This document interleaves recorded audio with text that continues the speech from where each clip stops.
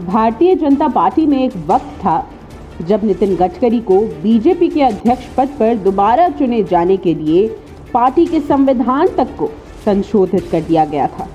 और अब एक आज का दिन है जब उन्हें ना तो पार्टी की नव गठित संसदीय बोर्ड और ना ही केंद्रीय चुनाव समिति का हिस्सा बनाया गया है। बीते बुधवार को भारतीय जनता पार्टी ने अपने नए संसदीय बोर्ड के सदस्यों की लिस्ट जारी की और हमेशा की तरह अपनी ही पार्टी को आड़े हाथों लेने वाले बीजेपी नेता सुब्रमण्यम स्वामी ने ट्वीट कर कहा कि भारतीय जनता पार्टी के शुरुआती दिनों में पदाधिकारियों के पदों की भर्ती के लिए पार्टी और संसदीय दल के चुनाव होते थे। पार्टी संविधान के अनुसार यही होना चाहिए, लेकिन आज बीजेपी में कोई चुनाव नहीं होता है। हर नामांकन पद के लिए मोदी की मंजूरी जरूरी होती है।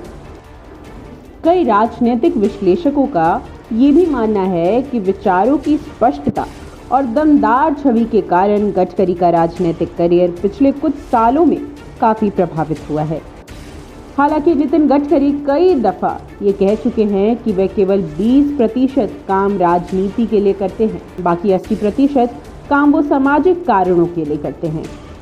हाल ही में नागपुर में एक कार्यक्रम के दौरान उन्होंने कहा था कि महात्मा गांधी के समय राजनीति देश, समाज, विकास के लिए होती थी, लेकिन अब राजनीति सिर्फ सत्ता के लिए होती है। कभी कभी उनका मन करता है कि वो राजनीति छोड़ दें। इसी बयान के बाद नितिन गडकरी ने काफ़ी सारी सुर्खियां बटोर ली थी और ऐसा माना जाता है कि नितिन गडकरी के इस बयान को ज़्यादा समय भी नहीं हुआ था कि पार्टी ने उन्हें संसदीय समिति से ही बाहर का रास्ता दिखा दिया। पार्टी के इस फैसले के पीछे की मुख्य वजह क्या रही और क्या वाकई में पिछले कुछ सालों में गडकरी पार्टी के नेतृत्व के लिए चुनौती का रूप रहे हैं? साल 2022 की ये हालिया घटना यानी संसदीय बोर्ड में नितिन गडकरी को शामिल ना किए जाना कोई नई बात नहीं है।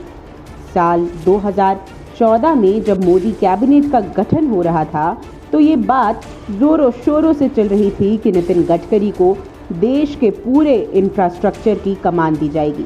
लेकिन जब पोर्टफोलियो तय हुए तो नितिन गडकरी को केवल सड़क परिवहन, हाईवे और जहाज रानी मंत्रालय की जिम्मेदारी दी गई। कैबिनेट गठन के शुरुआती महीनों में ही तत्कालीन ग्रामीण विकास, पंचायती राज और जल शक्ति मंत्री गोपीनाथ मुंडे का निधन हो गया था। मुंडे के निधन के बाद ही उनके सभी विभाग गडकरी को मिले, लेकिन कुछ समय के बाद ये वापस भी ले लिए गए। 2017 में तत्कालीन केंद्रीय मंत्री उमा भारती जो विभाग संभाल रही थी, उस विभाग की जिम्मेदारी गडकरी को दी गई थी।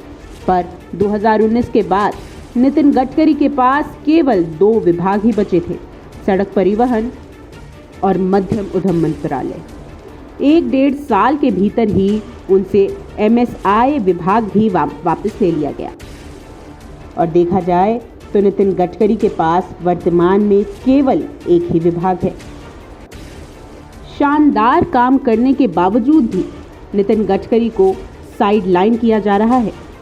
ऐसा देखा गया है कि पिछले 9 सालों में गडकरी का धीरे धीरे करके डिमोशन किया गया है।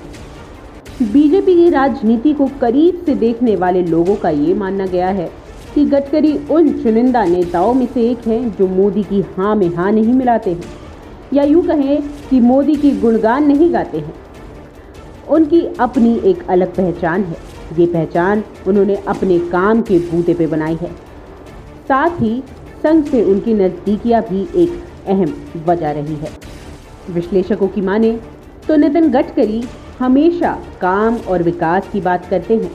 बीजेपी के बाकी नेताओं की तरह वो विपक्षी पार्टियों के साथ अछूतों वाला व्यवहार कभी नहीं करते। मौजूदा वक्त में बीजेपी और कांग्रेस के बीच विरोध की राजनीति जहां अपने चरम सीमा पर है, वहीं गडकरी के रिश्ते कांग्रेस के नेताओं से अच्छे हैं। गडकरी कांग्रेस के नेताओं के साथ उठते बैठते हैं। साल 2019 में कांग्रेस अध्यक्ष सोनिया गांधी ने गडकरी के कामों की जमकर सराहना की थी। राहुल गांधी भी उनकी तारीफ कर चुके हैं। हालांकि विश्लेषकों की माने तो राजनीति की भाषा में कोर बीजेपी नेता गडकरी के इस रवैये की सराहना नहीं करते हैं, लेकिन इस बात में कोई दो राय नहीं है कि गडकरी बीजेपी में अपनी लोकप्रियता और काम की वजह से ही टिके हुए हैं। और आप हमसे जुड़े रहने के लिए सब्सक्राइब करें YouTube पर, फॉलो करें ट्विटर पर और लाइक करें Facebook पर। और ज्यादा जानकारी के लिए आपको टाइप करना होगा सिर्फ न्यूज़ नशा।